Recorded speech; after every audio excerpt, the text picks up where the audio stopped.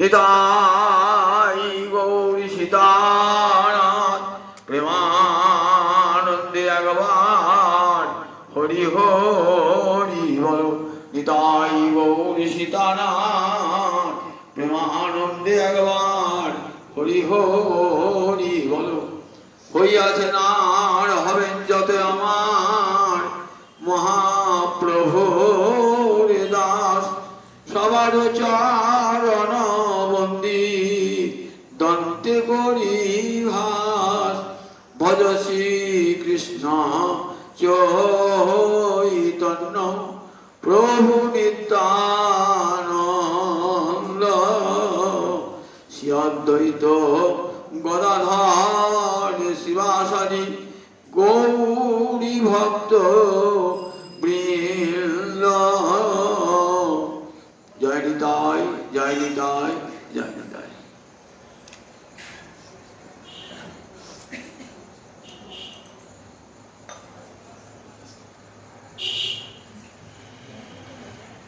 ভক্তবৃন্দের চরণে আমার কোটি কোটি দণ্ডবৎ প্রণিপাত। শ্রীমদ্ ভাগবতের একাদশ স্কন্ধে অবধূত সংবাদ। কৃষ্ণচন্দ্রের পূর্বপুরুষ যদু মহারাজকে দত্তাত্রেয় ঋষি, যিনি অবধূত নামে পরিচিত, পরম উপদেশ দান করেছেন। অবধূত বলেছেন তার দীক্ষা গুরু একজন, কিন্তু ভজন পথে চলতে চলতে যার কাছে কিছু শিক্ষা পেয়েছি তাকে আমি মনে মনে শিক্ষা গুরুরূপে বরণ করেছি। তার ফলে আমার কৃষ্ণ ভজন দৃঢ় হয়েছে, দৃঢ় হয়েছে। ভজন পথে চলতে চলতে যদি কারো কাছে শিক্ষা পাওয়া যায় কৃষ্ণ ভজন বিষয়, তাহলে কি হয়, কৃষ্ণ ভজনে দৃঢ়তা আসে। যেমন বালিকা, কুমারী বালিকার কাছে কি শিক্ষা পেলেন যে এক এব চরেত সাধু কুমার যাইব কঙ্কন। কুমারীর হাতের কঙ্কনের মতন সাধু একাকী বিচরণ করবেন, বহু সঙ্গী করবেন না। যদি মনোভাবাপন্ন হয় তাহলে সেই সাধুর সঙ্গ করবেন। যদি দেখেন যে সাধুটি আমারই মনের মতন এবং সে বৃন্দাবনের পথে যেতে চায়, তখন আমি সেই সাধুটির সঙ্গ করব।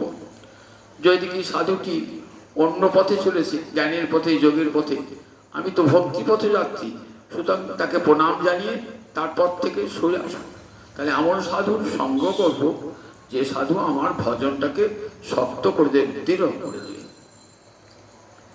এই শিক্ষা পেলাম। সাপ টাকার কাছে শিক্ষা পেলাম। সর্পের কাছে কি শিক্ষা পেলাম? সর্পের কাছে শিক্ষা পেলাম, দেখো ঘর তৈরি করতে যেও না, নিজের বাসা তৈরি করতে অনেকে তো থাকবে। সাপটা তো নিজে ঘর তৈরি করে না, সাপ ইঁদুরের গর্তে বাস করে, অনিকেত হয়ে থাকবে। অর্থাৎ যদি বা গৃহ থাকে, গৃহে যেন আসক্তি রেখো না। মনে রাখো এই গৃহ আজ আমার কাল অন্যজনার হয়ে যাবে, সুতরাং গৃহে যেন আসক্তি না থাকে। গৃহে আসক্তি থাকে, দেহে যেমন আসক্তি তেমনি গৃহ একটা আসক্তি। এই আসক্তি কৃষ্ণ ভজনে বাধা সৃষ্টি করে। এই সব শিক্ষাগুলি সব পেয়েছে। পেতে পেতে বলছেন যে একটা মাকড়সা আমার গুরু। উট্ন নাভি মানে মাকড়সা। উটনা নাভিতে যার নাভিতে লালা থাকে তাকে বলে উট্ন নাভি, অর্থাৎ মাকড়সা। একটা মাকড়সা আমার গুরু। কিরকম? আমি একদিন বনে বসে আছি, দেখছি মাকড়সাটা তার মুখ থেকে লালা বার করে একটা বিরাট জাল তৈরি করলো। আমি লক্ষ্য করছি জালটা কতদিন থাকে দেখছি। একদিন, দুদিন, 3 দিন, 4 দিন পর দেখছি যে জালটাও তৈরি করলো আবার সেই জালটা নিজের দেহের মধ্যে গুটিয়ে নিচ্ছে। জায়গাটা ফাঁকা পড়ে রইল। চতুর্দিকে একবার একটা চক্রের মতো জাল রচনা করলেন। আবার কয়েকদিন পর দেখা যাচ্ছে সে নিজেই ওই চক্রটাকে নিজের প্রতি। তখন এক শিক্ষা পেলাম যে তুই আমাকে শিক্ষা দিবি। এক নারায়ণ দেব পূর্বশিষ্টং সমায়া সংহৃত্য কাল কলয়া কল্পান্তে ইদমীশ্বর। এক নারায়ণ হতে জগতের সৃষ্টি, তিনি নিজেই। তাই এই সৃষ্টির কোনো উপকরণের প্রয়োজন হয় না। একটা সৃষ্টি করতে গেলে কি চাই? একটা নিমিত্ত কারণ আর একটা উপাদান কারণ। ধরুন একটা ঘর তৈরি হবে, তো মাটির ঘর তৈরি হবে, তাহলে ঘরটা তৈরি যে করবে সে তো কুম্ভকার, সে নিমিত্ত কারণ। আর তার উপাদান কি চাই? মাটি চাই উপাদান, এটা না থাকলে তো হবে না। তাহলে মাটি হলো উপাদান কারণ, কুম্ভকার হলো নিমিত্ত কারণ। যে কোনো কার্যেরই কারণ থাকে, কারণের দুটো ভাগ, নিমিত্ত কারণ আর উপাদান কারণ। তাহলে এই যে জগৎ যে কার্য, এই জগৎ কার্যের নিমিত্ত কারণের বাকে, উপাদান কারণের বাকে। বললেন গোবিন্দই নারায়ণই একমাত্র, তিনি উপাদান কারণ, আবার তিনি নিমিত্ত কারণ। কুম্ভকার যেমন অন্য জায়গা থেকে মাটি আহরণ করে তবে তৈরি করে, তো তাহলে কুম্ভকার থেকে উপাদানটা পৃথক। কুম্ভকার তো মানুষ, মাটি তা অচেতন, তাহলে কুম্ভকার থেকে মাটিটা পৃথক। তাহলে ভগবান কি অন্য কোনো জায়গা থেকে উপাদান নিয়ে এসে জগৎ সৃষ্টি করেছিল? না, বললেন ভগবান নিজের মধ্যে থেকে উপাদান, তিনি উপাদান কারণ, তিনি নিমিত্ত কারণ। তিনি নিমিত্ত কারণ, আবার তিনি উপাদান কারণ। তিনি কুম্ভকার, আবার তিনি মাটি। কিরকম? এক দেব নার পূর্ব সৃষ্টম স্বমায়া। এই যে জগৎ দেখছেন না, তার মায়ার সৃষ্টি। এই জগৎ অনন্ত করে, একটা ব্রহ্মাণ্ড নয়, অনন্ত কোটি ব্রহ্মাণ্ড মায়ার দ্বারা সৃষ্টি করেছেন। নাহলে সংসার লীলা, সৃষ্টি লীলা থাকবে কেমন করে?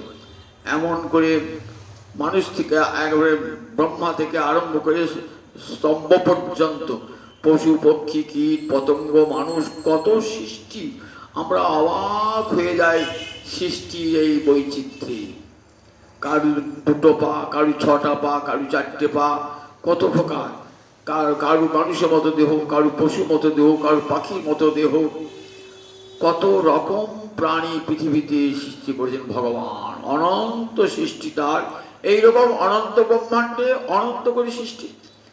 বলেন এই সৃষ্টিকর্তা যে উপাদান তার নিজের মধ্যে আছে, অন্য কোথাও সংগ্রহ করতে হয় না। সমায়া, মায়া হলো উপাদান কারণ, এবং সেই নিজের মায়া দ্বারাই এই জগৎ সৃষ্টি করে। ঠিক মাকড়সাটা যেমন জাল তৈরি করলো, নিজের দেহের ভিতর থেকে লালা নিয়ে, অন্য কোথাও সে লালা নেয় নাই, নিজের দেহের ভিতরে লালা নিয়ে তৈরি করলো, জাল রচনা করলো, আবার সে ওই জালটাকে নিজের দেহের মধ্যেই ঢুকিয়ে নিল। বললেন ঠিক গোবিন্দ জগৎটা সৃষ্টি করেছেন, আবার কল্পান্তে কি করবেন? সংহৃত কাল ও কলয়া, আবার তার যে শক্তি কাল, সেই কালের দ্বারা কি করেন? বলেন এই সমস্ত সৃষ্টিকে তিনি সংহার করে দেন। সংহার করে একমেব অদ্বিতীয় হয়ে থাকে। একম এব অদ্বিতীয়, আমি ছাড়া দেখো আর জগতে দ্বিতীয় নাই। এই যে বহু দেখছো, এই বহু আর কিছু নয়, আমি বহু হয়েছি। কল্পান্ত মানে কাকে বলে? একটা কল্প কি করে হয়? সত্য, ত্রেতা, দাপর, কলি, চারটি যুগ, ৭১টা চতুর্যুগ নেন, একটা মন্বন্তর, 14 মন্বন্তরে ব্রহ্মার একটা দিন মানে একটা কল্প। ব্রহ্মার একটা দিন মানে 12 ঘন্টা, একটা কল্প। এই ব্রহ্মার ঘুম এসে গেল, তখনই কি হলো? সন্ধ্যা হয়ে গেল, তখনই কি হলো? প্রলয় হয়ে গেল। প্রলয় হয়ে গেল, একে বলে দৈনন্দিন প্রলয়। এমনি করে ব্রহ্মা 100 বছর বেঁচে থাকে। 100 বছরের পর যে প্রলয়টা, তাকে বলে মহাপ্রলয়। তাই কল্পান্তে ব্রহ্মার একটা দিন মানে এক কল্প। ব্রহ্মার একটা দিন বুঝতে পারে, সত্য, ত্রেতা, দাপর, কলি, চতুর্যুগ, এটা ৭১ বার ঘুরবে। তাহলে ৭১ বার ঘুরলে কি হয়? একটা মন্বন্তর। এরপর 14টা মন্বন্তর আছে, 14টা মন্বন্তরে ব্রহ্মার একদিন। ব্রহ্মার একদিন, 14 মন্বন্তরে ব্রহ্মার একদিন মানে এক কল্প। কল্পের শেষে আবার জগৎ সংহার করে নেন। গোবিন্দ নিজে সৃষ্টি স্থিতি লয়ের জন্য ব্রহ্মা মূর্তি ধারণ করেছেন, বিষ্ণু মূর্তি ধারণ করেছেন, আবার মহেশ্বর মূর্তি ধারণ করেছেন। কিন্তু তো পৃথক নয়, এক ভগবান নারায়ণই তিনি ব্রহ্মা হয়ে সৃষ্টি কার্য করছেন, রজগুণের অধিপতি হয়ে। রজগুণ তারা সৃষ্টি হয় না, রজগুণের দ্বারা ব্রহ্মা রজগুণের অধিপতি সৃষ্টি করলেন। এবার পালন করতে গেলে বা স্থিতি করতে গেলে কি চাই? সত্যগুণ চাই। সেটা বিষ্ণু মূর্তি ধারণ করে সত্যগুণের অধিপতি জগৎকে রক্ষা করলেন, পালন করলেন এই বিষ্ণু মূর্তিতে। আবার জগৎ যখন শেষ হবে, তমগুণে ধ্বংস হবে, সেই তমগুণের অধিপতিকে মহাদেব। তাহলে ভগবান নিজেই ব্রহ্মা, নিজেই বিষ্ণু, নিজেই মহেশ্বর। এক নারায়ণই তিনি ব্রহ্মা হয়েছেন, তিনি বিষ্ণু হয়েছেন, তিনি মহেশ্বর হয়েছেন। তিনি জগতের সৃষ্টি স্থিতি লয় তার দ্বারা হচ্ছে। জগৎ সৃষ্টি করলেন তিনি, আবার প্রলয়কালে কি করবেন? নিজের কাল শক্তির দ্বারা, কাল এই মিনিট ঘন্টা এমনি করে দিন মাস বছর করে এই ভগবানের কাল শক্তি এমনি করতে করতে করে কাল শক্তি দ্বারা কি করবেন? কাল ভগবানের প্রচেষ্টা, ভগবান নিঃশ্বাস তুল্য সেই কাল আবার কি করবেন? এই জগৎ সংসারকে ধ্বংস করে দেবেন। তখন মহেশ্বর রূপ ধারণ করে প্রলয় নাচন নাচতে যখন হে নটরাজ, তখন সংহার মূর্তিতে বিশ্বকে ধ্বংস করে দেবেন। সৃষ্টির সময় ভগবান কোথায় শুয়ে আছেন? প্রলয় শরীরে শুয়ে আছেন। তখন কিছুই নাই, কেবল জল আর জল, কেবল জল আর জলের মধ্যে শুয়ে আছেন ভগবান। ভগবানের বিছানা কোথায় শুয়ে আছে? অনন্তনাথ তাই বিরাট পিঠ পেতে দিয়েছেন, সেখানে ভগবান শুয়ে আছেন। এদিকে ভগবান ঘুমুচ্ছে, ভগবান নিদ্রা যাচ্ছেন। অনেক দিন পরে ভগবানের কল্প যে শেষ হয়ে গেল, ভগবানের ইচ্ছা হলো শিক্ষা। শিক্ষা মানে সৃষ্টি করবার ইচ্ছা। দন্তস্বয়ী দন্তস্বয়ী কয়মস্বয়কা শিক্ষা মানে সৃষ্টি করবার ইচ্ছা। সংস্কৃতের শ্রীষ ধাতু থেকে শিক্ষা, শ্রী ধাতু মানে সৃজন করা। দন্তস্বয়ী দন্তস্বয়ী কয়মস্বয়কা শিক্ষা প্রবৃত্তি যেই বলল ভগবানের, অর্থাৎ সৃষ্টি করব এই ইচ্ছা ভগবানের যে বলল। একহম বহুশ্যাম প্রয়, আমি এক আছি, আমি বহু হব, ভগবান ইচ্ছা। এই যে ভগবানের ইচ্ছা, ইচ্ছা আমাকেই কোটি কোটি ব্রহ্মাণ্ড সৃষ্টি। কিরকম তা বলছেন, দেখো এই যে প্রকৃতি মায়া রয়েছেন, তো ভগবান কি করলেন? যখন সত্য রজ তম গুণ তিনটে সমানভাবে থাকে তখন প্রলয়। তখন প্রলয়, সত্য রজ তম তিনটে গুণ যখন একসাথে সমানভাবে থাকে তখনই প্রলয় হয়ে যায়, তখন সেটা প্রকৃতি হয়ে যায়। এইবার তিনটে যখন পৃথক পৃথক হয়ে যাবে তখন সৃষ্টি কার্য শুরু হয়ে যাবে। কিরকম সৃষ্টি কার্য তিনটে পৃথক হবে কেমন করে? তাহলে ভগবান কি করবেন? তদ ঐক্ষত, তিনি একবার দৃষ্টিপাত করলেন। এই জগৎ যেমন নারী পুরুষের মিলন হয়, ঠিক তেমনি ভগবান কি করলেন? একবার দৃষ্টিপাত, ওই দৃষ্টিটাই তার মিলন প্রকৃতির সঙ্গে। আর সঙ্গে সঙ্গে কোটি কোটি অনন্ত কোটি ব্রহ্মাণ্ডের সৃষ্টি, অনন্ত কোটি। মমোজনী মহৎ, দেখুন গীতায় বলা আছে মমোজনী মহৎ ব্রহ্ম, আর আমি বীজপ্রদ পিতা। বলে আমার এই মহৎ ব্রহ্ম, যে প্রকৃতি হলো আমার জনী, আর আমি হলাম বীজপ্রদ পিতা। ভগবান যে একবার তাকালেন, দৃষ্টি করবে না, সঙ্গে সঙ্গে প্রকৃতির বিক্ষোভ সৃষ্টি হলো, প্রকৃতি চঞ্চলা হইলেন। সঙ্গে সঙ্গে কোটি কোটি ব্রহ্মাণ্ড সত্য রজ তম তিনটে গুণ পৃথক পৃথক হয়ে গেলেন, আর অনন্ত কোটি ব্রহ্মাণ্ডের সৃষ্টি। সৃষ্টির মাঝে আবার ভগবান কি করলেন? এক একটা ব্রহ্মাণ্ডে ঢুকলেন, তখন তিনি গর্ভদোষায়ী ভগবান। যখন তাকালেন অনন্ত নাগের উপর পৃথক রাখি, তখন তিনি কারণ সমুদ্রশায়ী ভগবান। যে জলের উপর শুয়ে আছেন সেই জলটার নাম কারণ শরীর, ওটা চিন্ময় শরীর। আমাদের মতন প্রাকৃতিক শরীর নয়, চিন্ময় শরীর। বৈকুণ্ঠের চারিদিকে আছে এই বিরজা কারণ শরীর আছে। জগতে দেখুন গঙ্গা যমুনা সব এরা সব কারণ শরীর থেকে আছে। এইখানে ভগবান শুয়ে আছেন। কোটি কোটি ব্রহ্মাণ্ড সৃষ্টি হলো, সৃষ্টি হলে তো ব্রহ্মাণ্ডে বেঁচে থাকবে না, বাঁচাতে হবে তো। তখন ভগবান আর এক মূর্তিতে প্রবেশ করলেন প্রতি ব্রহ্মাণ্ডে। তখন ভগবানের নাম হয়ে গেল গর্ভদোষায়ী ভগবান। তখন ভগবানের নাভিনাল থেকে, নাভি থেকে একটা বিশাল পদ্ম ফুল বার হলো। উপরে সপ্তলোক, নিচে সপ্তলোক, 14 ভুবন। আর বলে 14 ভুবন, উপরে সপ্তলোক, নিচে সপ্তলোক, 14 ভুবন। এই 14 ভুবন নিয়ে একটা ব্রহ্মাণ্ড, এমনি করে অনন্ত কোটি ব্রহ্মাণ্ড আছে। এই ব্রহ্মাণ্ডের উপরে সত্যলোক, সর্বোপরি সত্যলোক, আর সর্বশেষ পাতাল। সেই সত্যলোকে কি আছেন? সৃষ্টিকর্তা ব্রহ্মা দেখছেন কেবল জল আর জল। ভগবান কি করলেন? ভগবান তাকে বেদ দান করলেন, সৃষ্টি শক্তি সঞ্চার করলেন। সঞ্চার করার সঙ্গে সঙ্গে ব্রহ্মা কোটি কোটি ব্রহ্মাণ্ড সৃষ্টি করলেন। এর নাম বিসর্গ। ভগবানের ইচ্ছা থেকে সৃষ্টি হলো তার স্বর্গ। আর এইবার কাকে দিয়ে সৃষ্টি করাবেন? ভগবানই ব্রহ্মার রূপ ধারণ করে পৃথক পৃথক ব্রহ্মাণ্ড সৃষ্টি করছেন। ইনি হলেন, এর নাম হল বিসর্গ। কোটি কোটি ব্রহ্মাণ্ড, কোটি কোটি ব্রহ্মাণ্ড সৃষ্টি হওয়ার পর কত জীব, প্রত্যেক জীবের মধ্যে আবার প্রবেশ করলেন। জীব বেশ থাকবে কেমন করে?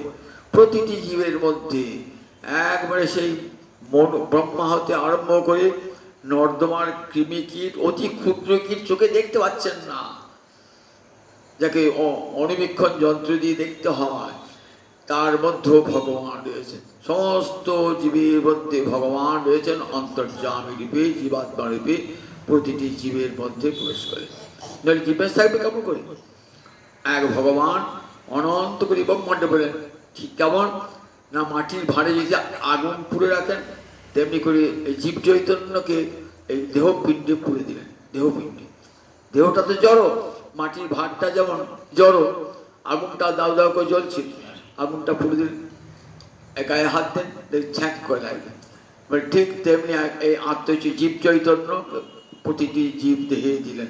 জীব বাঁচবে না, প্রতিটি জীব দেহে জীব চৈতন্য রয়েছে। চন্দন বিন্দু বধ এক জায়গায় রয়েছেন, সারা সারা দেহে ছড়িয়ে রয়েছে তার চৈতন্যটা। কিরকম? বেদান্ত শাস্ত্র বলেন চন্দন বিন্দু বধ। চন্দন পড়েছেন কপালে, তার যে ঠান্ডা ভাবটা, সে শীতল ভাবটা সারা শরীরে ছড়িয়ে পড়েছে। ঠিক জীব চৈতন্য আছেন হৃদপদ পুণ্ডরীকে, আর সমস্ত দেহে আমরা নখ থেকে আরম্ভ করে সর্বত্র দেখবেন চৈতন্যটা রয়েছে। কি করে বুঝলেন?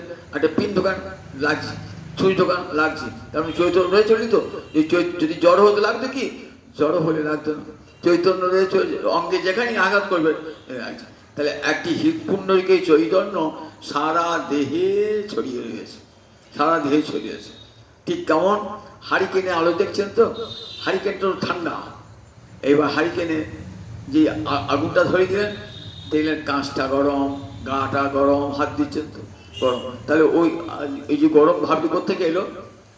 ওই অগ্নিশিখা থেকে। ঠিক তেমনি জীব চৈতন্য সারা দেহে। যখন মরে যায় মানুষ, শীতল হয়ে যায়, আর থাকে না, অগ্নি থাকে না, তখন শীতল ঠান্ডা হয়ে গেল দেহটা। তখন জানতে জীব চৈতন্য এখান থেকে অন্তরিত হয়েছেন, আর জীব চৈতন্য বেরিয়ে গেছেন বলি জীব দেহ শীতল হয়ে গেছে। তাহলে এমনি করে সৃষ্টি প্রক্রিয়া ভগবান বলেন। এটি দেখলেন যে অন্য নাভি সেই জগৎ সৃষ্টি করছে, সে জাল সৃষ্টি করছে, আবার নিজের মধ্যে গুটি নিচ্ছে। ভগবানও ঠিক এমনি অনন্ত করে ব্রহ্মাণ্ড সৃষ্টি করলেন, আবার প্রলয়কালে কি করলেন? সব সৃষ্টিকে নিজের মধ্যেই আবার গুটিয়ে নিলেন, সব সৃষ্টিকে। আবার যখন প্রলয়কালে সৃষ্টি প্রয়োজন হবে, আবার তখন সৃষ্টি করবেন এমনি করে। আমাকে উন্ননাভিটা আমার শিক্ষা দিল। আনন্দাধেব খল্লিবাণী ভূতানি জায়ন্তি, আনন্দেন জাতানি জীবন্তি, আনন্দং প্রয়ান্তি অহিসত্যি সত্য। সমস্ত জীব এসেছে কোথা হতে? গোবিন্দের কাছ থেকে আনন্দ ব্রহ্ম হতে। আবার বেঁচে আছে, আবার বেঁচে আছে কি করে? তাই সামান্য আনন্দের কণা সবাইকে এই সংসারে থেকেও একটু করে আনন্দের কণা সকলকে দিয়েছেন। যদিও আনন্দ নয়, আনন্দের আভাস, তবু আনন্দের আভাসটার জন্য মানুষ বেঁচে আছে। এর যে না থাকতো, তাহলে আনন্দের সন্ধান আমরা করতাম না। যদি আনন্দ না থাকতো, পৃথিবীতে কোনো প্রাণী বেঁচে থাকতো না। যে দেশ ও আকাশও আনন্দ রসাদ, তাহলে তরি কোবা ছাড়নাথ কোবা প্রাণনাথ। যদি এই আনন্দটুকু, আনন্দের আভাসটুকু যদি পৃথিবীতে না থাকতো, তাহলে পৃথিবীতে কেউ বাঁচতে চাইতো না। পৃথিবীতে কেমন ভগবানের সৃষ্টি প্রক্রিয়া করে একটি আনন্দের আভাসটা দিয়েছেন। দুধ নয়, পিটুলি গোলা, কিন্তু তাতেই আনন্দ। আমাদের পিটুলি গোলাতেই আনন্দ, সত্যিকারের দুধ নাই, কিন্তু পিটুলি গোলা খেলে কিন্তু ওই সত্যি দুধের আস্বাদ জানতে ইচ্ছা জাগ্রত হবে। যে কোনদিন দুধ খায় নাই, তাকে যদি পিটুলি গুলিয়ে, আতপ চাল গুলিয়ে দেওয়া হয়, এটি দুধ খা, সেটি দুধ বলবে, ভাববে। কিন্তু দুধকে তো তার গায়ে বল হবে না। সে একটা গল্প আছে, একটা বড় লোকের ছেলে আর একটা গরিবের ছেলে। তা বড়লোকের ছেলে তার ভালো দুধ খায়, বাড়িতে গরু আছে, দুধ খায়, দুধ খেয়ে হিষ্টপুষ্ট চেহারা, একই সঙ্গে একই ক্লাসে পড়ে। আর গরিবের ছেলেটা সে তো খেতে পায় না, ভিখারি মায়ের ছেলে, তা রোজই কুস্তি করে দুই বন্ধুতে, কিন্তু ওই গরিবের ছেলেটা হেরে যায়, গায়ে শক্তি নাই তো। এবার দেখ দুধ খেলে গায়ে বল হয়, দুধ খাস, সে দুধের নামই শোনে, দুধ খাবি কোথায়। মাকে বলছে, মা আমাকে দেখো, আমার বন্ধু দুধ খায় বলে গায়ে বল হয়েছে, আমাকে দুধ খাবে না। পিঠে মা বলছে, এই ভিক্ষা করে দিন যাপন করে, আর কোনদিন পুরো পেটা, কোনদিন আধ পেটা, কোন অনশনে, কোন অর্ধশনে দিন কাটাতে হয়, তোকে কাউকে দুধ খাওয়াবো। মায়ের তো অন্তরে ইচ্ছা জেগেছে, ছেলেকে দুধ খাওয়াতে হবে। ভিক্ষা করে দুটি আতপ চাল পেয়েছে, সে আতপ চালটা শিলনোড়ায় মিটিয়ে কি করেছে, দুধে সাদা পাড়া দুধের মতো হয়েছে, এক বাটি খেয়ে দিয়েছে। মা একটু দুধ, হ্যাঁ একটু দুধ। মা মিথ্যা করে দিচ্ছেন, একটু দুধ, একটু দুধ। ঠিক যেমন মহামায়া আমার গেছেন, এই দেখ সংসার, এই দেখ পত্নী পুত্র ঘর বাড়ি, পিটুলি গোলা খাওয়াচ্ছেন, এইটাই সুখ দেখ। মহামায়া দিয়েছেন, মা আমাদেরকে ভোলাবার জন্য কি করছেন, মা এসব শেখাচ্ছে, মা দিচ্ছেন এগুলি, এগুলি সব পিটুলি গোলা। এই সংসার, পত্নী, টাকা পয়সা, অর্থ বিত্ত, যশ প্রতিষ্ঠা, সব পিটুলি গোলা। কিন্তু এর একটা প্রয়োজন আছে, এই পিটুলি গোলা খেতে খেতে একদিন কি হল, সে বাবু দুধ খায়। তো বড়কে ছেলে দুধ খাস, তা চল আজ আমার বাড়ির দুধ খাবি। এবার বড়কে ছেলেটা বাড়ি দিয়েছে, এক সুন্দর দুধ, একবার টাটকা দুধ, দোয়ানো দুধ ফুটিয়ে দিয়েছে, ক্ষীরের মতন দুধ। কি ভাবছেন, ছেলেটাকে নিজের বন্ধুটাকেও দিয়েছে, তাকেও দিয়েছে। বন্ধুটা খেতে পারছে, আমার মাও তো রোজ খাওয়ায়, তাকে এই দুধ, এই তো দুধ, আমার তো কোনো তো এত স্বাদ পাই না। এইবার মাকে এসে, মা তুমি আমাকে দুধ খাওয়াও, কিন্তু আজ বন্ধু বাড়িতে দুধ খেলাম, কি দুধের আস্বাদ। মা তখন কাঁদছে। ঠিক তেমনি এই সুখ পেতে পেতে কি মনে হয়, সত্যিকারে আনন্দ কখন পাবো, আনন্দের সন্ধান জানবার ইচ্ছা হয়। সত্যিকারের দুধ কোথায় পাওয়া যায়, এই নিয়ে আমাদের ভারতবর্ষের 6টা দর্শন। সব শেষে শ্রুতি মাতা বলেন, ভূমৈব সুখম। জীব তুমি সুখ চাইছো, স্ত্রী পুত্রের সুখ নাই, অর্থে বিত্তের সুখ নাই, নাম যশের সুখ নাই। সুখ যদি পেতে চাও তাহলে সুখ কোথায় জানো, সেই ভূমা পুরুষ গোবিন্দকে, নারায়ণকে ভালোবাসো, তাহলে সুখ। বিষ্ণুর পদে, বিষ্ণু পরমে পদে মধ্যবস্য, শ্রুতিবেদ মাতা উচ্চকণ্ঠ বলেন, শ্রী বিষ্ণুর চরণ পদ্মেই মধুর উৎস ধারা। যদি সুখ পেতে চাও তাহলে সুখের সন্ধান কখন করে মানুষ, একটু সুখের আভাস পেলে তবে তো স্থায়ী সুখের সন্ধান হবে। আমি সুখ জিনিসটা কি বুঝলাম, তবে কি মনে হবে, এই সুখটাকে স্থায়ী করা যায় না। কি করে স্থায়ী করা যায় সুখটাকে, সুখটা আমার হাত থেকে আর যেন না ফসকিয়ে দেয়, আমার কাছেই থাকে সব সময়তে। তখনই যে স্থায়ী সুখ, অনন্ত সুখ, চিরস্থায়ী সুখ, চিরন্তন সুখ কিসে পাওয়া যায়, তখনই ঋষিদের সন্ধান শুরু হয়ে গেল। শেষে বললেন, ভূমৈব সুখম। জীব দেখেছো, সুখের কণা, সুখের আভাসেই দেখেছো তোরা মাতোয়ারা। আর সত্যিকারের সুখ যদি পাও তার কি আনন্দ হবে, তখন সেই সুখের সন্ধানে যায়। বলে এইটা আমাকে পূর্ণলাভী শিক্ষা দিয়ে গেল। এরপরে বলছেন, শোনো যদু মহারাজ, আমার আর একটা গুরু আছে।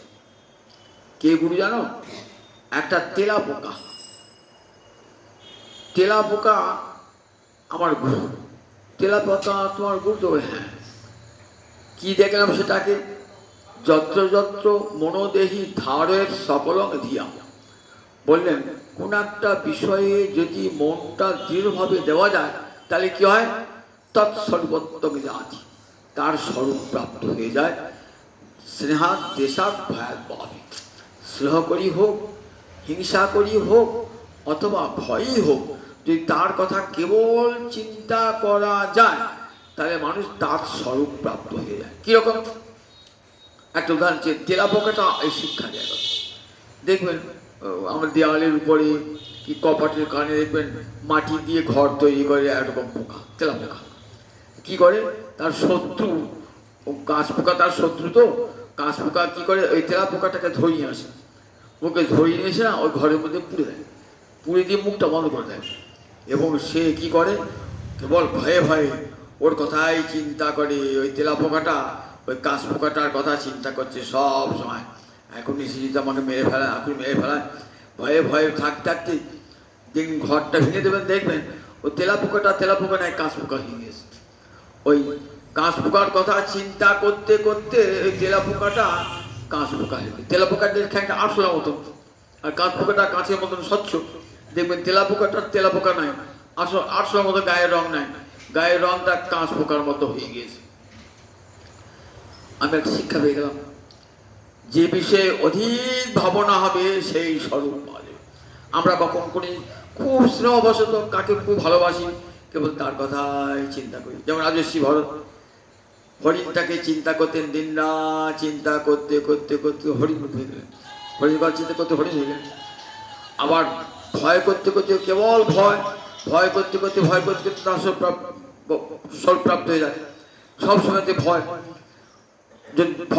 যাকে ভয় করবেন তার স্বরূপ পেয়ে যাবেন। আবার স্নেহ দেশা হিংসা করলে পারে, হিংসা করতে করতে তার স্বরূপ প্রাপ্ত হয়ে যায়। বললেন ঠিক তেমনি ভগবানের যদি মনটা নিবিষ্ট করা যায়, সব সময়তে বুদ্ধির সঙ্গে মনটা যদি দেওয়া যায়, ভগবানের মনটা যদি বসে যায়, মজ্জীব মনো আধর্ষ মই বুদ্ধি নিবেশ, যেটাই ভগবান বলছেন আমাকে মনটা দাও, বুদ্ধির সঙ্গে মনটা দাও। বুদ্ধির স্থানটা মনের উপরে, মন এটা করবো সেটা করবো করে তো, আর বুদ্ধি একটা স্থির করলে এইটা করো এইটা করো। তা বলছি বুদ্ধির সঙ্গে মন যেখানে ধারণা করবে, যেখানে নিবিষ্ট হবে, তার স্বরূপ প্রাপ্ত হয়ে যাবে, তার স্বরূপ প্রাপ্ত হয়ে যাবে। এই শিক্ষাটা আমাকে ওই তেলা পোকাটা দিয়ে গেল। দেখো কাঁচ পোকার কথা চিন্তা করতে করতে আমার দেহটা কাঁচ পোকা, আমি ভয়ে ভয়ে করেছিলাম। বলছি ঠিক তুমি ভালোবেসে যদি ভগবানের কথা চিন্তা করো, দিন রাত চিন্তা করো, দেখবে কি হবে, তোমার দেহটাও সচ্চিদানন্দময় হয়ে যাবে। ভগবান যেমন সচ্চিদানন্দময়, ভক্ত তেমনি সচ্চিদানন্দময় হয়ে যায়। এই ভৌতিক দেহেতেই দেখবে বৃহৎ ভাগবত আমৃতে বলছেন, এই ভৌতিক দেহেও এই ভৌতিক দেহেতেই কৃষ্ণ ভক্তি সুধা পান, কৃষ্ণ ভক্তি সুধা পান করতে করতে করতে করতে করতে করতে এই দেহটাতে চিদানন্দময়তা অর্পিত হয়ে যায়। ভক্তের দেহ সেদিন কেমন হয়, যেমন আমাদের হরিদাস ঠাকুর গোবিন্দ চিন্তা করতে করতে করতে হরিদাস ঠাকুরের দেহটা কেমন হলো, কান পাতলে পারে হরিনামের ধ্বনি শোনে। সেই দেহটা এত আদরে স্বয়ং মহাপ্রভু সেই দেহটা নিয়ে কোলে করে নৃত্য করেছেন। হরিদাসের তনু প্রভু আমারে কোলে উঠাইয়া, অঙ্গনে নাচেন প্রভু আমারে প্রেমাবিষ্ট হইয়া। দেখুন ভক্তের তনু কত আদরে কোলে করে নিয়ে নাচিয়েছেন। প্রহ্লাদের তনু এত আদরে যিনি সিংহদেব কোলে করেছেন, কোলে নিয়েছেন প্রহ্লাদের দেহ। সেই দেহতে যে দেহেতে গোবিন্দের করকমলের স্পর্শ পড়েছে, প্রহ্লাদ দিন রাত বুদ্ধির সঙ্গে মনটা সব সময় গোবিন্দ চরণ কমলে। এত শোক দুঃখ আঘাত পেয়েছেন, তথাপি মন কখনো গোবিন্দ চরণ হতে সরিয়ে নেন নাই। আবার তার প্রার্থনা, প্রভু আমি মুক্তি চাই না, ভক্তি চাই না, ইন্দ্রপদ চাই না, ব্রহ্মপদ চাই না। অবিবেকী ব্যক্তি যেমন কেবল অর্থে আসক্তি, আমার যেন তোমার চরণে সেই রকম আসক্তি হোক। এই চিন্তা করতে প্রহ্লাদের দেহ কেমন, সেই দেহ পরে পুড়ল না, সেই দেহ পোড়াতে পারল না। এই যে হরি উৎসব হয় না, হরিকা মানে হিরণ্যকশিপু একটা বোন ছিল, তার নাম হরিকা, প্রহ্লাদের পিসি। সে জানতো অগ্নিস্তম্ভন বিদ্যা জানতো, আগুনের ভিতর ফেলে দিলেও সে মরবে না, আগুনে দেহটা পুড়বে না। তা বললে ছেলেটাকে তো মারতে পারছি না, শোন বোন, এই ছেলেটা বংশের শত্রু, দেখ এর থেকে কি হবে, আমাদের এই অসুর বংশ নষ্ট হবে। তা যে বংশের কুলাঙ্গার তাকে রাখতে নেয়, নিজের ছেলে হলেও তাকে শেষ করতে হয়। দেহের যে অঙ্গে পচন ধরে না, ডাক্তার বলে ওই অঙ্গটা কেটে দেন, পায়ে যদি পচন হয়, আঙুলে পচন হলে গোটা দেহটাই পচে যাবে, ওই ছেলেটা থেকে আমার গোটা বংশ নাশ হয়ে যাবে। তা তুই বোন আমার, তুই আমার ভগিনী, আমার একটু উপকার কর, তুই প্রহ্লাদকে করে নিয়ে আমি আগুন জ্বালিয়ে দেবো, ভিতরটুকু করবি, তোর তো দেহ পুড়বে না, প্রহ্লাদ দেহটা পুড়ে যাবে। প্রহ্লাদকে বললেন, বেশ দাদা তাই হবে। দাদা ভয়ে কি করবেন, দাদা ভয়ে, দাদা তো রাজা, তাই দেবে, হ্যাঁ হত্যা করবে। তখন পিসিমা কি করেছেন, তার ভাইপোকে কোলে করে বসিয়েছে, কোলে করে দাও দাও করে আগুন জ্বললো, হোলিকা পুড়ে ছাই হয়ে গেল। কিন্তু যা প্রহ্লাদ জামাকা দেন, কেন, ওই তনু যে সজ্জানব তনু, ও তনু কেউ পোড়াতে পারবে না। সচ্চিদানন্দময় তনু, ওই তনু কেউ পোড়াতে পারবে না। ধ্রুব মহারাজ ভগবান চিন্তা করে করে ওই 5 বছরের ছেলে দেহ সচ্চান্নময়, সেই দেহে ভগবান হস্ত চিকিৎসা। যমরাজ এসেও বলছেন, ওই দেহ স্পর্শ করবার অধিকার আমার নাই, তুমি তোমার চর্মটা মাথায় দাও, এই রথে চলে চলো, ধ্রুবলোকে চলো। তাহলে কোন ভগবানের কথা চিন্তা করতে করতে তৎস্বরূপত্ব প্রাপ্ত হয়ে যায় ভক্ত। দিবারাত্র কৃষ্ণ চিন্তায় মগ্ন, মন সমস্ত বুদ্ধির সঙ্গে মনটাকে যে ভগবান নেন, তখন কি হয়, মন ভগবানে চলে যায় এবং তার সারূপ্য প্রাপ্ত হয়ে যায়। আমরা বলি একটা মুক্তি আছে, সারূপ্য মুক্তি, এই জগতেই সেই সারূপ্য হয়ে যায়। সারূপ্য মুক্তি হয়ে বৈকুণ্ঠে না, এইখানেই সারূপ্য মুক্তি হয়ে যায়। তাই ওই আমার ওই তেরা পোকাটা আমার গুরু শিক্ষা দেবে, সমস্ত মন বুদ্ধি দিয়ে গোবিন্দের চরণ চিন্তা করো, তাহলে এই দেহটা তোমার সচ্চিদানন্দময় দেহ হয়ে যাবে। শেষে বলছেন একটা 24টা গুরুর কথা বলা শেষ হয়ে গেল, শেষ বলছেন দেহ গুরুর মম। এই দেহটাই তো আসল। এই দেহটা ভগবান তো কত রকম দেহ তৈরি করেছেন, কত রকম দেহ তৈরি করেছেন। ব্রহ্মার সৃষ্টিকাল থেকে বললেন তুমি দেহ তৈরি করো, কত প্রকার, অন্ড থেকে অন্ডজ, শ্বেতজ, ঘাম থেকে শ্বেতজ, উদ্ভিদ থেকে উদ্ভিজ্জ, আবার প্রাণীজ, কত প্রকার দেহ তৈরি হলো। সব দেহের মধ্যে এ মানব দেহ হলো সর্বশ্রেষ্ঠ দেহ, সমস্ত দেহের মধ্যে মানব দেহ। কারণ ব্রহ্মা সৃষ্টি করতে করতে দেখছেন, যে দেখছেন কত দেহ সৃষ্টি করলেন, তো দেখছেন এ দেহে গোবিন্দ ভজন হবে না, গোবিন্দ চিন্তা হবে না, এ দেহে গোবিন্দ চিন্তা হবে না, এই দেহে গোবিন্দ চিন্তা হবে না। সব দেহ শেষকালে যখন মানব দেহ সৃষ্টি করলেন, তখন ব্রহ্মার খুব আনন্দ হলো, এই তো গোবিন্দ সেবা, এমন দেহ সৃষ্টি করলাম যে দেহ ভগবানের সেবা করবে, সেবা করবে। এই দেহটা দেহ গুরুর মম। আচ্ছা, দেহ কি করে গুরু হয়? বলেন গুরুদেব দুটো শিক্ষা দেয়, বিরক্তি, বিবেক ও হেতু। সংসারে বিরক্তি এনে দেয়, গুরুর কাছে যদি ঠিক গুরুর কৃপা পাওয়া যায় না, সংসারে অনাসক্তি এসে যায় ধীরে ধীরে গোবিন্দ ভজন করতে করতে। আর বিবেক জাগ্রত হয়, এই দুটিতে গুরুদেবে দান, বিরক্তি, বিবেক ও হেতু। আবার বিরক্তি মানে দুটো অর্থ হয়, সংসারে অনাসক্তি, আবার শ্রীকৃষ্ণে বিশেষ রূপে আসক্তি। রক্ত মানে আসক্ত, ভগবানের বিশেষ রূপে আসক্তি, দুটোই গুরুদেবের দান। সংসারে বৈরাগ্য আসে আর ভগবানে অনুরাগ আসে, এর নাম বিরক্তি। আর বিবেক বোধ জাগ্রত হয়, আমি মানুষ হয়েছি, কেন পশুর মতন জীবন যাপন করব, মানুষের মতন জীবন যাপন করব। পশু পাখি সহজেই পশু পাখি, তরুলতা সহজেই তরুলতা, কিন্তু মানুষ চেষ্টা করিয়া মানুষ, মানুষকে চেষ্টা হতে মনুষ্যত্ব অর্জন করতে হয়। দেখবেন মানুষ তো পৃথিবীতে অনেক আছে, যথার্থ মানুষ খুঁজে পাওয়া যায় না। ঠাকুর রামকৃষ্ণ বলতেন না, কত সহজ কথা বলে, মান আর হুঁশ সবারই থাকে না, মান বোধও থাকে না, হুঁশও থাকে না। তাই মানুষ অনেক আছে, অনেক মানুষ আছে যারা পশুর চাই অধম, যাদের মধ্যে পাশবিক বৃত্তি প্রবলভাবে চারিত্রিক হিংসা বিদ্বেষ, তারা মনুষ্য সমাজের অন্তর্ভুক্তি নন, এমন মানুষ রয়েছে। তাই মানুষ চেষ্টা করে মানুষ হতে হয়। সুদুর্লভ মানব জন্ম, গুরুদেবের গোবিন্দের কৃপার দান। স্বর্গের দেবতারা চেয়েছেন আমাদেরকে যেন মানুষ করো পরজন্মে, দেবতা হয়ে এখানে সুখ ভোগ করছি, অমৃত পান করছি, স্বর্গের অপ্সরগণের সঙ্গে বিলাসী মাতারা হয়েছি, কিন্তু এমন সুন্দর দেহ পেয়ে গোবিন্দ ভজন হলো না।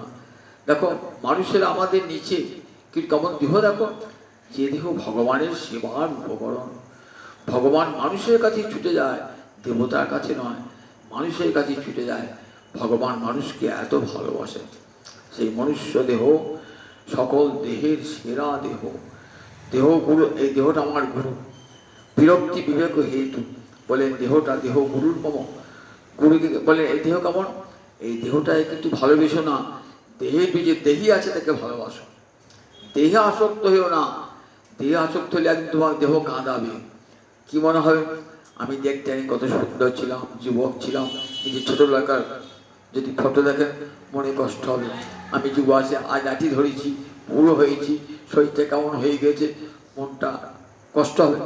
বলে তাই দেহটাকে কখনো ভাবো না, ভেবো না, দেহটাকে কখনো ভেবো না, দেহটাকে এত ভালোবেসো না। কিন্তু দেহটা আমায় শিক্ষা দেবে, দেহটা দেহটা তোমায় শিক্ষা দেবে। দেহ গুরুর মম বিরক্তি বিবেক হেতু। এই দেহটা কেন গুরু? তত্ত্বানি অনেন বিবিলিসামি। বললেন এই দেহটা দিয়ে তত্ত্ববিচার হবে। এই দেহ ছাড়া মানব জগতে সব শাস্ত্র না দেবতাদের জন্য নয়, আবার মনুষ্যতর বাঘ হাতি সিংহ গন্ডারের জন্য নয়, শুধু মানুষের জন্যেই সব শাস্ত্র, মানুষের জন্য সব শাস্ত্র। তাহলে মানুষ কত প্রয়োজনীয় দেখুন ভগবানের কাছে। যত শাস্ত্র, বেদাদি শাস্ত্র সব মানুষের জন্য। মানুষকে ভগবান তাহলে কত ভালোবাসে। এই জন্মটি তত্ত্ব শিক্ষা হয়। যে সুন্দর মানব দেহ, তার 6টা ভাব বিকার আছে। জায়তি, অস্থি, বর্ধতি, বিপরিণমতি, অপক্ষয়তি, বিনশ্যতি। প্রথম দেহটা জন্মায়, জন্মানোর পর তার অস্তিত্ব পৃথিবীতে আসে। আমি যখন মায়ের পেট থেকে আসি নাই তখন আমার অস্তিত্ব ছিল না। যেদিন মায়ের পেট থেকে ধর্মতে এলাম সেদিন আমার একটা অস্তিত্ব হলো পৃথিবীতে। এবার দেহটা বাড়তে হবে, বর্ধতি, বাড়তে বাড়তে আর বাড়বে না। এবার কি হবে? দেহটা বিকৃত হবে। যেই 40 কোঠায় চলে গেলেন তখন দেখবেন না দেহটা বিকৃত হয়ে যাচ্ছে, চুল পাকছে, দাঁত নড়ছে, দেখবেন সারা শরীরে কেমন টোল খাচ্ছে। এবার আস্তে আস্তে কি হবে? আস্তে আস্তে দেহটা বিকৃত হয়ে বিপরিণমতি, তারপরে অপক্ষিত ক্ষয় শুয়ে যাবে। ডাক্তারকে ডাক্তার ওই চোখটা দেখতে পাচ্ছি না, অপারেশন করতে হবে। কানে শুনতে পাচ্ছি না, দাঁতগুলো সব চলে গেছে, কুঞ্জ দিয়ে হয়ে গেছে, অপক্ষিত। তারপর একদিন বিনাশ, তারপর একদিন বিনাশ, একদিন শেষ হয়ে যাবে। এই 6টা ভাব বিকার। তাই বলছে আমাকে বেশি আসক্ত হয়ে না, আমার ভিতরে যে দেহি আছে তাকে ভালোবাসো। এই দেহটা আছে বলে দেহিটা আছে, সেই দেহিটাকে ভালোবাসো। যতদিন দেহিটাকে ভালোবাসবে, খাঁচাটাকে ভালোবেসে না, খাঁচার যে পাখিটা আছে ভালো। লব্ধা শুধু লভেদম বহু সমবান্তে, বহু জন্মের পর এই 84 লক্ষ জনি ঘোরার পর এই মানব দেহ পাওয়া যায়। গোবিন্দ কত কৃপা করে মানব দেহটা দিয়েছেন। যদি পরজন্মে আর মানব দেহ না পায় তাছাড়া ভগবানের ভজন হবে না। মানুষের জীবনের সুযোগ একবারই আসে। ভগবান যখন দিলেন মানব দেহটা, সুতরাং মানব দেহটাকে সার্থক করব। ভগবানের কথা শ্রবণ করি, ভগবানের কথা কীর্তন করি, ভগবানকে ভজন করি, স্মরণ করি, মনন করি। এই মানব দেহটাকে সার্থক করে তুলতে হবে।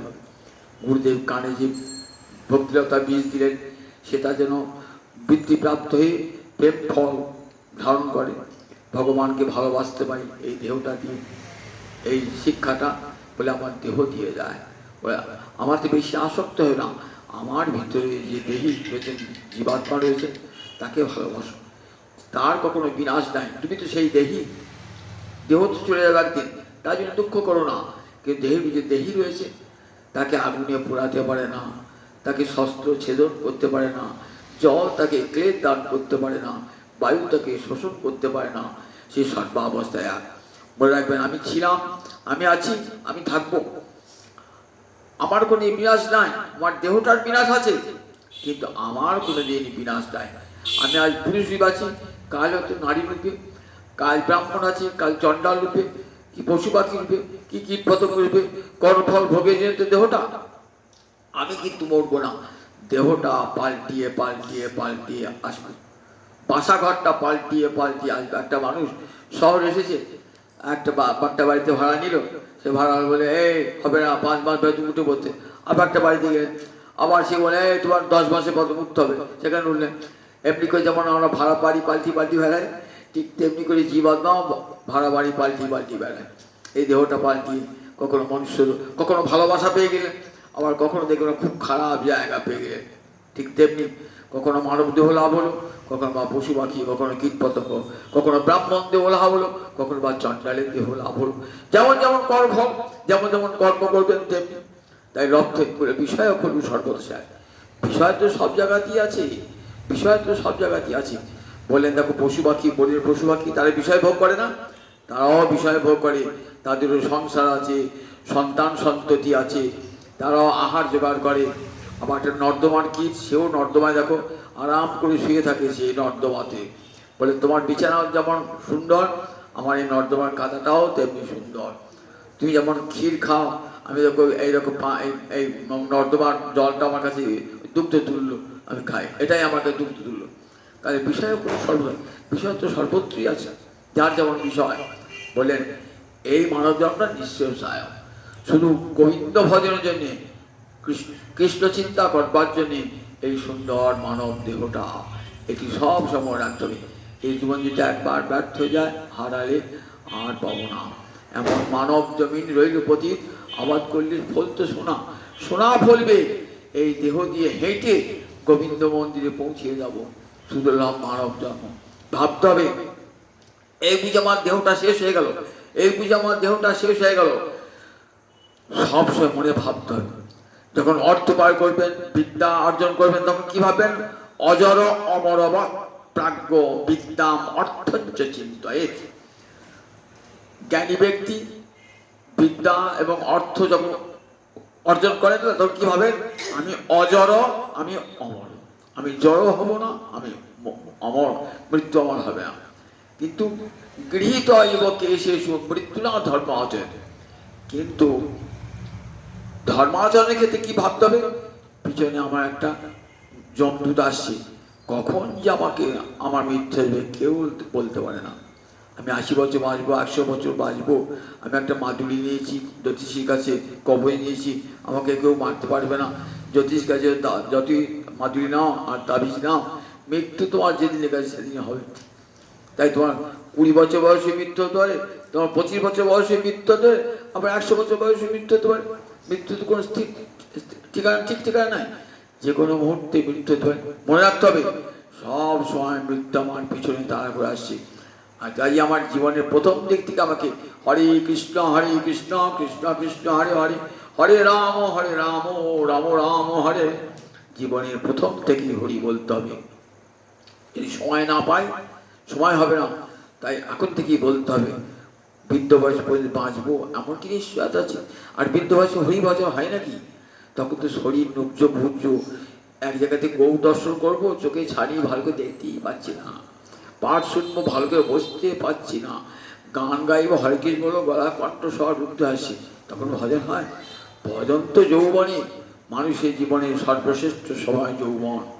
সুতরাং কৌমারী আচরিত প্রাজ্ঞ ধর্মান ভাগবতান প্রহ্লাদ বলছেন, কৌমার বয়স থেকে 5 বছর বয়স থেকে হরিভজন করতে আরম্ভ করো, তখন অফুরন্ত শক্তি হরিভজন করবার, হরিসেবা করবার শক্তি থাকে। বলেন সুন্দর দুর্লভ মানব জন্ম, তাকে আর অবহেলা করে নষ্ট করো না। এই মানব জন্ম গোবিন্দ সেবা মুক্তির দ্বার। গোবিন্দ কৃপা করে মানব দেহ দিয়েছেন, এই দেহে তুমি বদ্ধ হতে পারো, আবার ইচ্ছা করলে মুক্ত প্রাঙ্গণে উড়ে চলে যেতে পারো, আমার কাছে চলে আসতে পারো, এ মানব দেহটা। তাই ভগবানের করুণার দান। যদু মহারাজ অবধূতের কাছে সব শুনলেন, শেষকালে লুটিয়ে পড়লেন চরণে, আশীর্বাদ করলেন যদু মহারাজকে। তখন যদু মহারাজ সমচিত্ত শিক্ষা, উপযুক্ত গুরুর কাছে শিক্ষা লাভ করলে কি হয়? শিক্ষা লাভ করলে দেখুন মনের মধ্যে তার প্রভাব বিস্তার করে। সে মানে গুরুঘাটটা সবসময় ভালো হতে হয়, যাতে প্রভাব বিস্তার করে, অন্তরে ভক্তি সঞ্চার করতে পারে। যদু মহারাজ আজ দেখুন এমন একটা মানুষের সঙ্গ পেলেন না, মহাত্মার সঙ্গ পেলেন, জীবনের মোড়টা ঘুরে গেল। তাই যদু ধর্মশীল, যদু গোবিন্দ উল্লেখ করেছেন, আমার পূর্বপুরুষ যদু মহারাজ ধর্মশীল। দেখো যার নামানুসারে আমার বংশের নাম হয়েছে যাদব বংশ।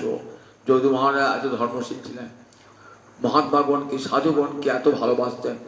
এই অবধূত দত্তাত্রেয়ের কাছে দেখো এমন শিক্ষা পেয়েছিলেন জীবনে, সমচিত্ত সকলকে সমান দর্শন করতেন, মনটা সব সময় ভগবানের পড়ে থাকত।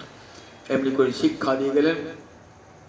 অবধূত যদু মহারাজকে উদ্দেশ্য করে বিশ্বজীবকে শিক্ষা দিলেন যে কৃষ্ণ ভজনের দৃঢ়তা আনো, তার জন্য জগতে এইসব এদের কাছে শিক্ষা গ্রহণ করবে কেমন করে কৃষ্ণ ভজন করতে হয়। জয় নিতাই, জয় নিতাই। শেষে বলি, আপনারা সবাই জানেন যে এত বড় দুঃখের সংবাদ বা বিষাদের সংবাদ, অরুণ প্রথম যখন এখানে ভাগবত পাঠ শুরু হয় তখন কিন্তু অরুণ তার মধ্যে একজন ছিল উৎসাহী, যেখানে প্রতিদিন পাঠ হোক। এই মন্দিরে তাকে পাঠ হতো না, মন্দির আছে লোকে জানতোই না মন্দির আছে কিনা। এখানে পয়লার পৃষ্ঠাতে ভর্তি থাকত। আমি প্রথম এখানে পাঠ চালু করি, বানিয়ে নিয়ে আসেন এবং সঙ্গে সঙ্গে তখন অরুণ খুবই ছোট। আমি তো বাড়িতে পড়াতাম, বাড়িতে ছোট ছোট্ট অবস্থায় ওকে 3-4 থেকে আমি দেখেছি, বিয়ে পর্যন্ত আমি ওকে পড়িয়েছি, ওর বোনদিকে দাদাদিকে সবাই আমি পড়িয়েছি। আমার খুবই ভালোবাসার পাত্র ছিল। আর অরুণকে দেখেছি আমার একটি ছেলে যে পরোপকার ছিল তার জীবনের ব্রত, কেমন করে মন কেন ছিল মায়ের মতন উদার। সুন্দর জননী গর্ভে সুন্দর সন্তানের জন্ম হয়। বাড়ি দিকে যারা দেখেছেন তারা দেখেন এমন সাক্ষাৎ মা দুর্গা, বাড়িদিকে এত গুণ, সেই গুণটা পুরোপুরি পেয়েছিল। সকলকে ভালোবাসত, বিনা পয়সায় লেবু খাওয়াচ্ছে, বিনা পয়সায় বেল খাওয়াচ্ছে, যাকে যা দরকার কাউকে অর্থ সাহায্য দিচ্ছে, কতভাবে করে নিজে সংসার করে নাই। সেই ছেলেটা অকালে মৃত্যু হয়ে গেল। আপনারা সবাই ভগবানের গোবিন্দের কাছে প্রার্থনা করুন। আগে প্রতিদিন পাঠ শুনতে এসে এখানে এসে প্রতিদিন পাঠ শুনতে বসে মায়ের সঙ্গে আসতো। মা চলে যাওয়ার পর আর আসতো না, আর মাকে এত ভালোবাসতো যার জন্য আর এখানেও আসতো না। আবার মা দিন চলে তারপর থেকে আর ভাত খাওয়া ত্যাগ করছে। তারপর অকালে মৃত্যু হয়ে গেল। এত ছোট ছেলে সবারই মনে আঘাত দিয়ে চলে গেল। গোবিন্দের কাছে তার যে বিদেহ আত্মা গোবিন্দ চরণে চলে যাক, চির সুখী হোক, তার আত্মা সুখী হোক, এই ভগবান গোবিন্দের কাছে আমার প্রার্থনা। জয় নিতাই, জয় নিতাই, জয় নিতাই।